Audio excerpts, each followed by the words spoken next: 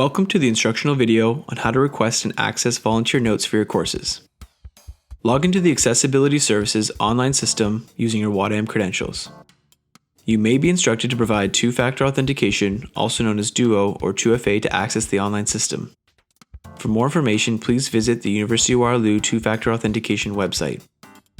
Once logged into your profile, go to My Accommodations on the left-hand column and select Note-Taking Services. Next, select the blue Confirm button for each course.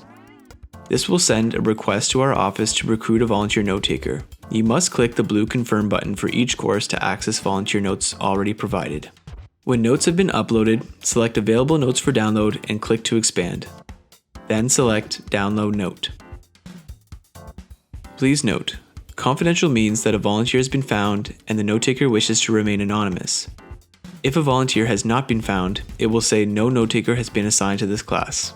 Accessibility Services cannot guarantee a volunteer note taker or the quality of notes that are provided. These volunteer notes should be used as a supplement to your own notes, not a substitute. When a note taker is found and notes are uploaded to our online system, you will receive an email notification that notes are available to download.